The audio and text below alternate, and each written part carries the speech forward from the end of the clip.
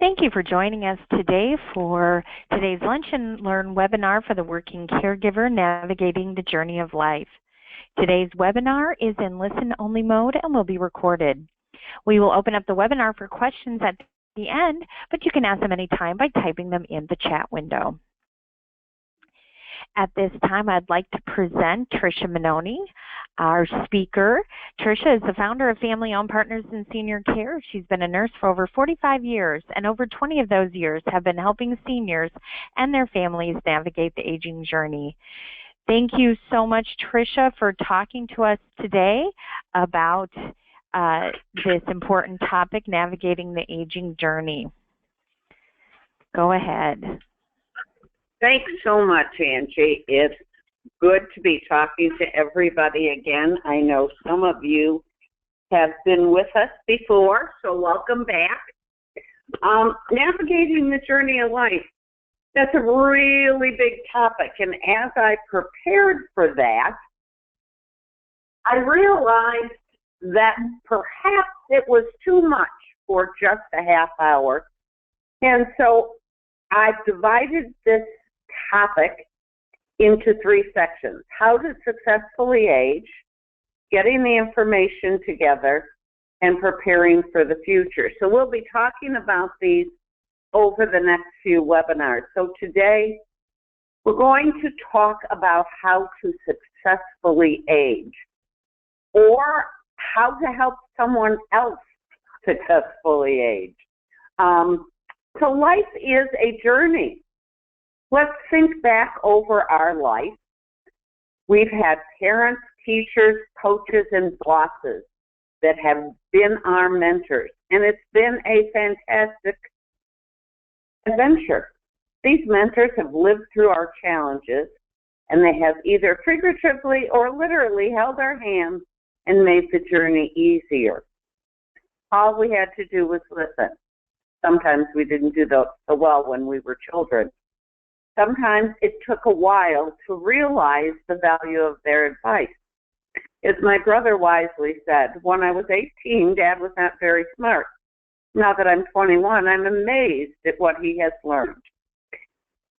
So all those mentors and coaches gave us the value of their advice. However, as we get to the end of the journey, or as we as adult children are helping our parents at the end of the journey, we realize that the trusted advisors, those navigators, those parents, those co-workers are gone.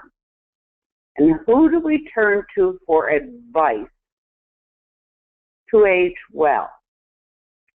Well, the MacArthur Foundation has extensively studied successful aging, and I'm here to share a lot of what they have learned about how to successfully age and what that means and what that looks like when you've accomplished it. Because if you are a senior, and I am, you turn around and you go, who's here to teach me? You know, I look at my mother-in-law, who is 96 years old, and she goes, there aren't too many people older than me. So who does she turn to advice? Well, the MacArthur Foundation has done that for us, and I'm here to share some of that information. The journey has dramatically changed as well in the last 50 or 60 years. What we learned from watching Mom help Grandma doesn't necessarily hold true as we are helping our own mom and dad. The exception, of course, is everything we do needs to be guided by love, and love needs to motivate us. So let's look at some of those aging facts. Number one, people are living much longer. In the past century, U.S. life expectancy at birth has climbed from 47 years to 77 years. That is a huge jump in 1 century. The leading causes of death have changed considerably. Today, the leading causes of death are heart disease, cancer, chronic respiratory diseases, accidents, diabetes, Alzheimer's, flu and pneumonia, and then some others. Skipping back to 1920, which isn't that long ago, and if you are dealing with a senior, my mother-in-law was born in 1920. The year she was born, the leading causes of death were flu and pneumonia, heart disease, TB, stroke, kidney disease, childbirth-related conditions. We don't even hear very often of people dying in childbirth. It happens, but it's rare. It wasn't rare in the 20s. The reason for all of this shift is the advancements we've seen in medicine. Antibiotics were developed in the 40s and began to be widely used during World War II and into the 50s. Therefore, flu and pneumonia, TB, diarrhea were treatable and curable. In the 20s, people died from diarrhea. So now we've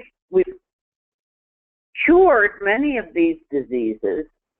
Those other things, heart disease, cancer, are very treatable. They might not always be cured, but they are treated and must be cared for over a long period of time. Now that we have bypass surgery, which happened in the late 60s, people don't die from the first heart attack. They have a heart attack, they have bypass surgery, they have stents, and then they need to adjust their lifestyle and live for another 20, 30, 40 years. It's been 20 years since my husband had his bypass surgery, and he's still going strong. So what does that mean? It means that medicine, geriatric medicine, has shifted from trying to cure people to caring for people over a long period of time. The other thing that has shifted in the last 100 years, we no longer have big families. Families used to be the ones providing care to parents and grandparents. Grandma lived with an adult child. We don't have extended families anymore. In many cases, extended families don't even live in the same town. 50 years ago, people were born, married, and died within a 10-mile radius. Doesn't happen so much anymore. People live out at a distance, so it's often only one adult child rather than 3 or 4 sharing the job. So we've seen how things change. How do we successfully age? What does all of this mean to us? Well, the MacArthur Foundation found that there are 3 characteristics of successful aging. We need to look at that as we help our parents, as well as we help ourselves in the aging process. So what are those 3 characteristics? A low risk of disease or disease-related disability. The easiest way to have a low risk of disease is to pick your parents. Good genetics. We don't get that choice. So sometimes we need to say, how can we adjust our lifestyle so that we don't have disease-related disability? And we're going to talk about that. The other next successful is having a high mental and physical function. That doesn't necessarily mean a college education. It means using your mind, using your body. We don't want either one to rust. And we need to have an active engagement with life. That sounds pretty nebulous, but it's really much easier than you think. But you need to make a choice. So all 3 of these, as you can see, are equally important to successful aging, and they interact with one another. So we talked about chronic illnesses of the elderly. Medicine has advanced, and those chronic illnesses are arthritis, hypertension and heart disease, diabetes, hearing impairment, cataracts, and other vision. If we eliminate hearing and vision and take those three off the table, the other three diseases, arthritis, hypertension or high blood pressure, diabetes, are chronic illnesses that either can be prevented if we do that early enough or managed with three simple lifestyle changes. And it doesn't take a rocket scientist to see what these are. Three things you need to do to prevent chronic illnesses or to manage them is to quit smoking, lose weight, and exercise. Easy said, not always easily done. So you're going, hey, this is way too easy. Guess what? If you lose weight and you exercise, you have a lower incidence of diabetes. If you lose weight and exercise, your high blood pressure is going to go down. You lose weight and you exercise, you will have less arthritic pain. Pretty amazing, isn't it? So, no smoking, lower your weight, more exercise, reduces hypertension, reduces the work of your heart and lungs. Okay, so how do we do that? Well, reduce your calories, eat more fruit and vegetables and less meat. Reduce the carbohydrates. We all know we need to exercise at least 30 minutes, 3 to 4 times a day. But most of us don't do it. And as we get older, it often gets done even less. If we don't develop the habits early in life, how do we develop them late in life? And how do we help our parents to do that? We'll be talking about that as we put our plan together at the end. So, maintaining mental and physical function. Let me tell you first, our fears about Alzheimer's and nursing homes are greatly exaggerated. Yes, Alzheimer's is a horrendous disease, but only 10% over the age of 65 actually have Alzheimer's. Is it going to become more significant in the future as the baby boomers mushroom onto the scene? Yes, there are going to be greater numbers, but the percentages are still going to stay the same. Only 5% of people over the age of 65 end up in a nursing home as a resident. They might be there for the last month or two of their life because they need additional support. But in terms of living out year after year in a nursing home, it's not the vast majority. Functional loss is not inevitable. It is often caused by our lifestyle. If we don't exercise, if you don't use it, you'll lose it. You will be a tin man and you will rust. So we need to move. Lifestyles can change.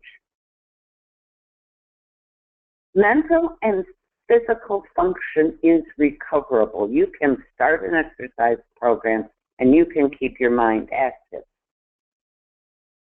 As I prepared for this, I did a little Google search about who accomplished what at what age. Do you know that Grandma Moses did not even paint in earnest until she was 78 years old? And her artwork is in the White House, so it's never too late to start. At 95, Nola Oakes became the oldest person to receive a college diploma.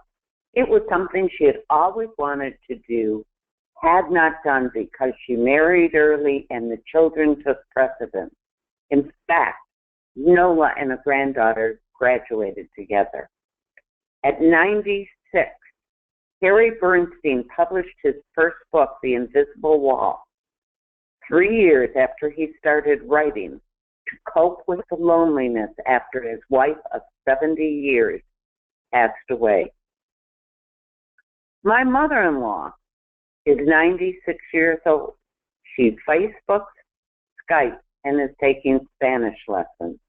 She is a great example to me of how you can continue to learn and age well. At age 57, which is certainly not a senior, Frank Dobish completed his first 100-mile bicycle ride exactly 10 years after he was diagnosed with an inoperable brain tumor. Frank should be an inspiration. Instead of saying, I have a death sentence, he said, I'm going to live every day to the fullest. So what's your excuse for not exercising or learning a new skill? Just get up and move, take a class, do a crossword puzzle, do a new skill. What do we mean by actively engaging in life? Well, you know what? There's a song, and the song is right. People need people. And those that interact with people are indeed the luckiest people in the world. We need emotional support of others. What does that mean? That means the hugs and kisses we get from spouses and grandkids. We need to celebrate successes and life events, holidays and birthdays. The reason it's difficult as we age, we often become socially isolated. So if you're listening to this and saying, how can I help my mom, my dad, great Aunt Tilly, are they involved in social interactions? You will hear people that are at senior living communities saying, this is a great place to discuss an awful lot of old people. We need to bring young people, and we need to bring celebrations in. I talk a lot about my mother-in-law. I make sure she gets invited to our family get-togethers. She lives in a senior living community about 15-minute drive away from our house. Someone picks her up. She comes. She enjoys it. My 11 grandchildren give Nunny lots of hugs and kisses and all that emotional support. She enjoys the party, the dinner, watching the gifts get opened. Christmas Eve, we had an intergenerational bingo party, and she went home with $3. Didn't try to offer it back to me either, I must say. That gives her emotional support that she needs, because she doesn't have a husband to give her a hug and a kiss every morning. So we need to make sure that the great-grandchildren do that for her. Instrumental support. That's really tricky, and we're going to talk about that. Instrumental support refers to the assistance we receive from others that is tangible.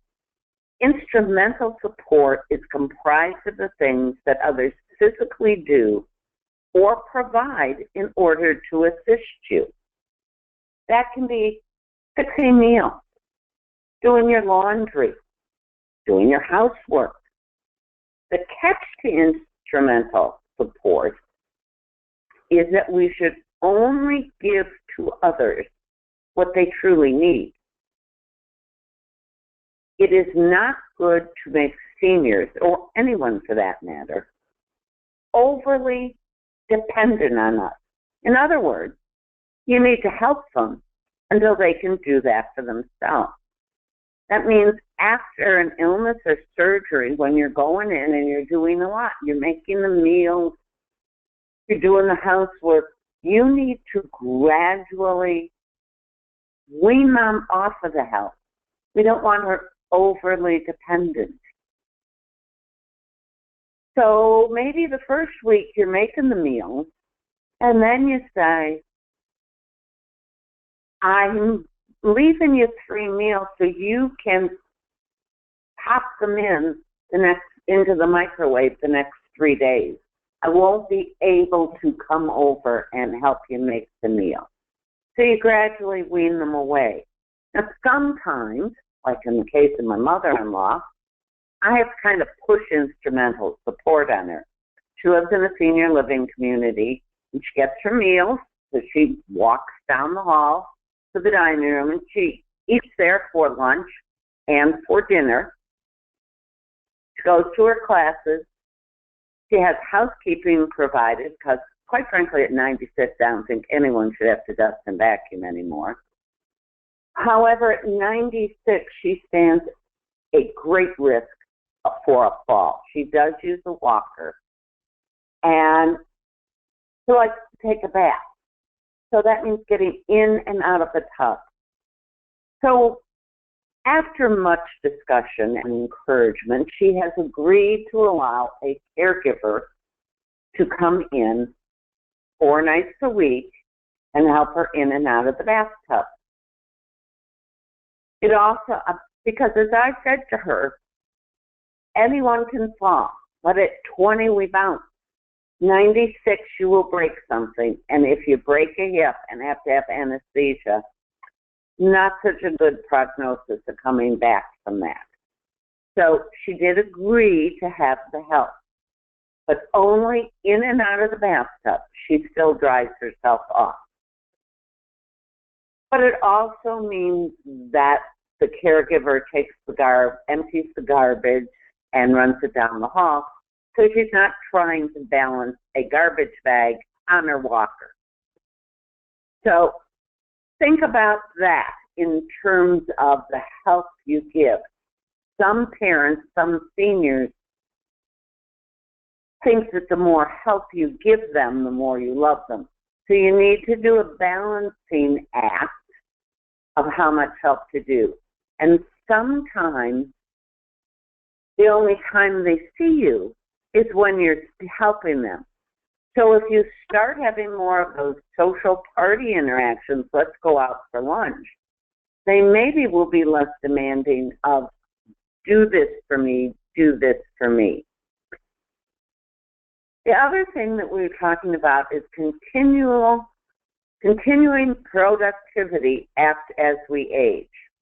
We need to always feel productive. We need to feel worthwhile and useful. We do that when we have a job. We do that as a parent.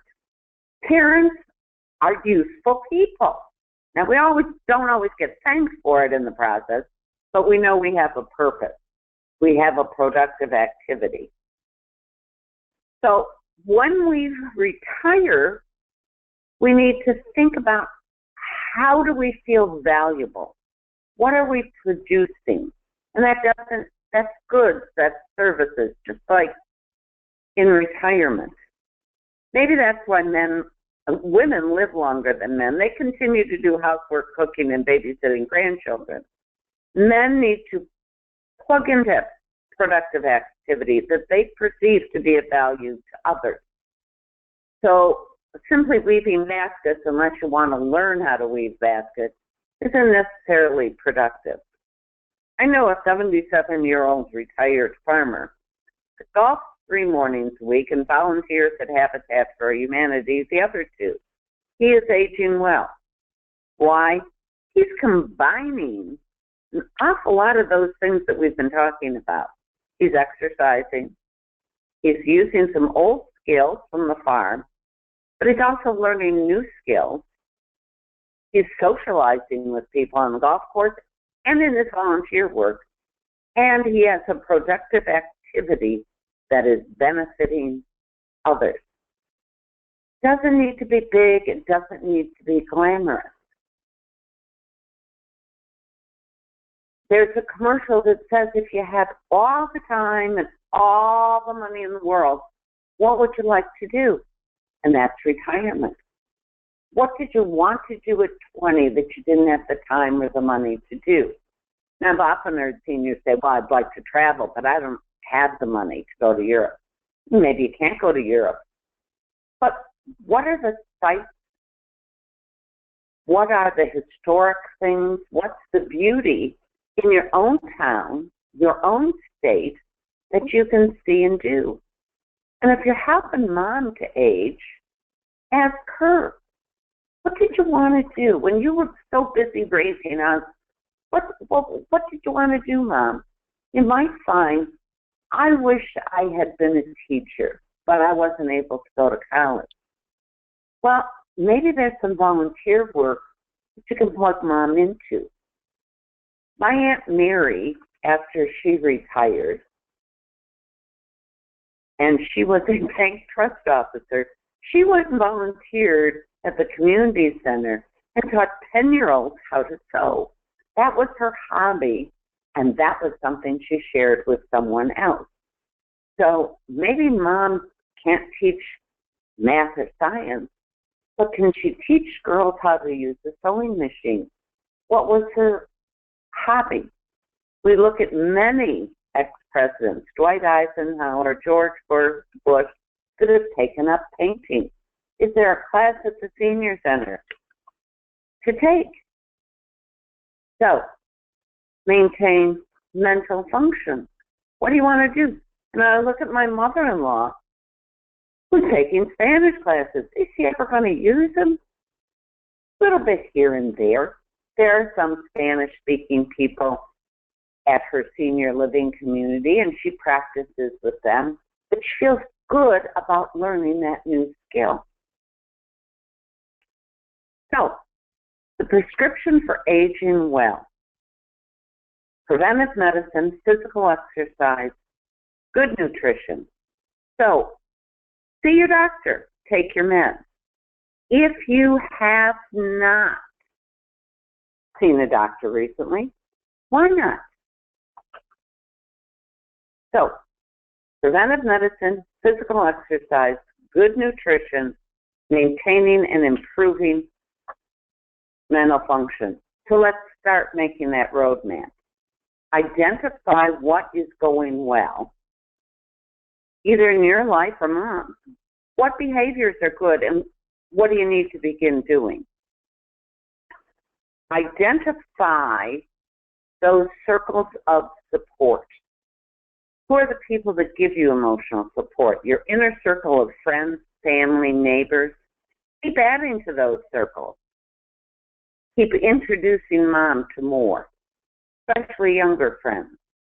Who are your professional support teams? Doctors, clergy, and who are your casual acquaintances? Church friends you see weekly, someone you take a class with or volunteer. These circles of support are the people that make you feel good about yourself and your life. It might also be the ones that step in and help you in terms of a crisis. So as you identify them, think of you in the middle. And who are those family and friends, those professionals and those casual acquaintances? And when I say write them down, really and truly write them down. So, you're going to write down who all those important people are. You're going to look at medical and disease prevention. Are you getting your regular checkups? If not, make an appointment, and I mean make it today. If you're talking about Mom, when did she see her doctors last? Who's taking them, and do you know who they are? Are you taking your medicine? Did you get your flu and pneumonia shot? It's not too late. Physical exercise. Use it or lose it. We all know physical exercise is important. The goal is 30 minutes 3 times a day. Question is, how do you get there and how do you improve? If you're not doing anything, at least start with 10 minutes a day. If you're helping your Mom, then take her out once or twice or 3 times a week. Go walk in the mall. Start small and keep adding to it. And when I say that, write that down. What am I doing now? How can I improve? Nutrition.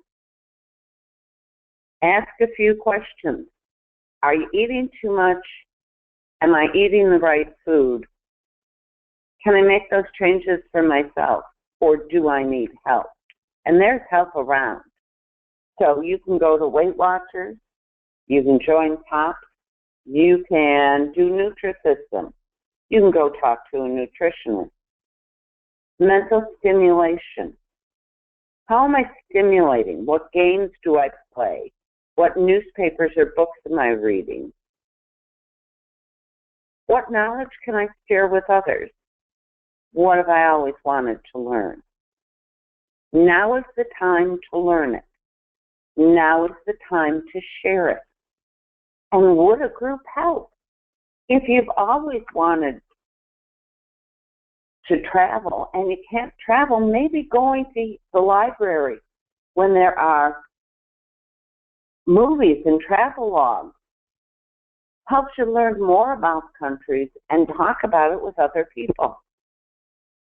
So what's your homework? Your homework is to make an appointment with your doctor and review your medical conditions. What lifestyle changes do you want to change or improve? Write it down. How are you going to improve your nutrition, exercise your body and mind? Write down that circle of friends and have a plan. Start slow. If nutrition, to improve nutrition, if you haven't eaten any fruits in the last year, then start eating a fruit a day. If you haven't exercised in the last year, exercise 5 minutes every day this week and maybe 10 minutes the next until you're up to your goal. Develop or maintain that emotional circle of friends. That's your homework. And we're going to be talking next month about how to get all your personal information together so that we can then talk about how we're successfully aging, we're getting our information together, and the third part is how do we plan for the crisis or the detour in life? Any questions, Angie? Well, let me unmute and also check the chat to see if we have any questions out there. Does anyone have any questions?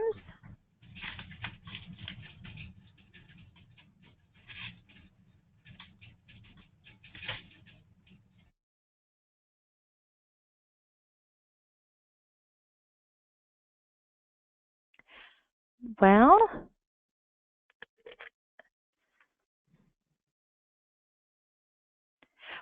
it looks like that is it. Well, please do your join homework before the next one. Thanks, Angie. Oh, my pleasure. Please join us next month, March 8th. Save the date, Navigating the Journey of Life, Part 2. Thanks so much, everybody.